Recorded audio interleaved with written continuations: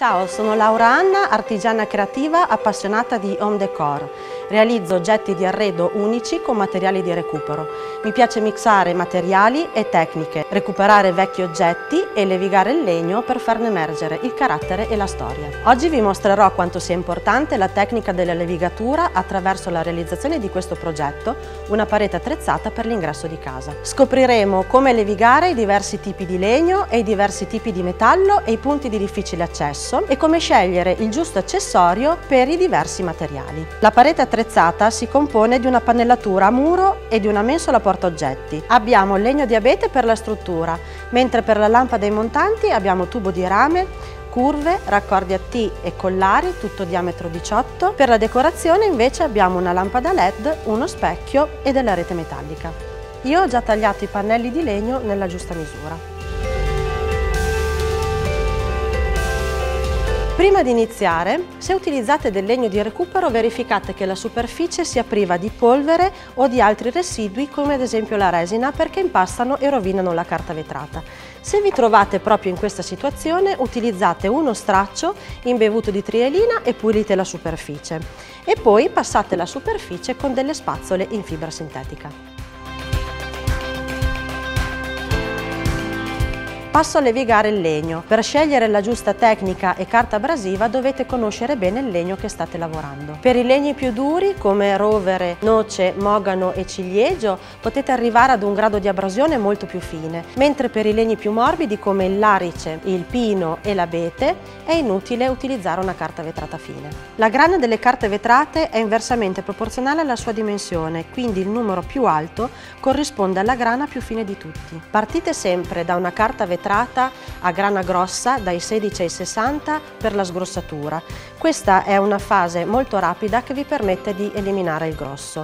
Potete eseguire questa fase anche con una raspa.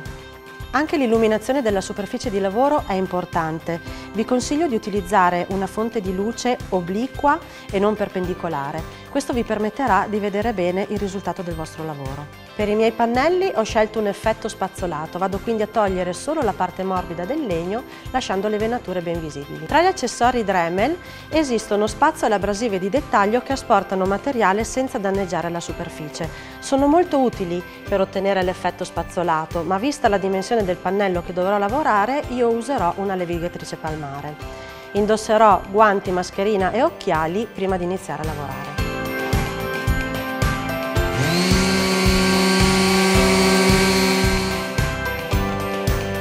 Per arrotondare i bordi potete utilizzare i dischi abrasivi che grazie alla superficie piatta sono particolarmente indicati per non creare avvallamenti. A questo punto potete trattare il legno con un impregnante o un protettivo e in questo caso vi consiglio di passare su tutta la superficie con delicatezza una paglietta d'acciaio extra fine. Al posto della paglietta, per le piccole superfici io utilizzo questa comodissima spazzola in fibra sintetica che serve appunto per effettuare l'ultimo passaggio della levigatura perché asporta il materiale e non graffia. Assemblo le parti in legno.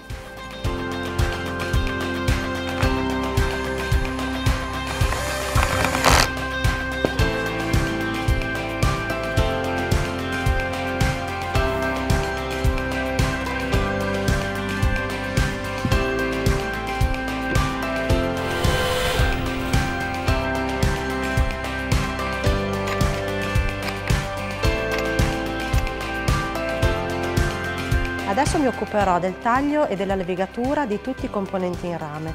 Monto il disco da taglio per metallo sul Dremel 4000 e procedo.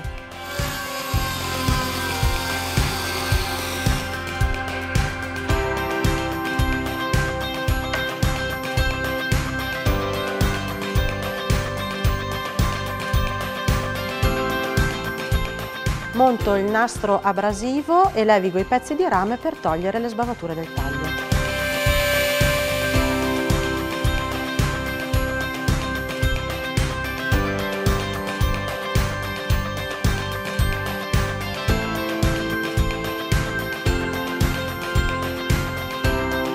Se vogliamo togliere ruggine o vernice senza intaccare il materiale sottostante, l'accessorio giusto da utilizzare è la spazzola abrasiva di dettaglio che grazie alle punte in nylon leviga senza graffiare. Se state lavorando con vetro o pietra, potrebbe essere utile levigare bene i bordi per evitare che diventino pericolosi dopo il taglio. Questi particolari materiali possono essere lavorati con acqua che elimina i detriti che potrebbero rovinare la carta abrasiva e anche il materiale che stiamo lavorando. Ricordatevi quindi di non utilizzare elettroutensili attaccati a corrente. È anche importante scegliere la giusta carta vetrata perché quella classica con l'acqua si scioglie e si macchia. Scegliete quindi una carta a base telata e abrasivo al corindone o ossido di silicio. Dremel vi viene incontro anche per questo, con molette abrasive all'ossido di alluminio e il carburo di silicio, specifiche anche per la levigatura delle saldature. Ora passo all'assemblaggio della parete attrezzata.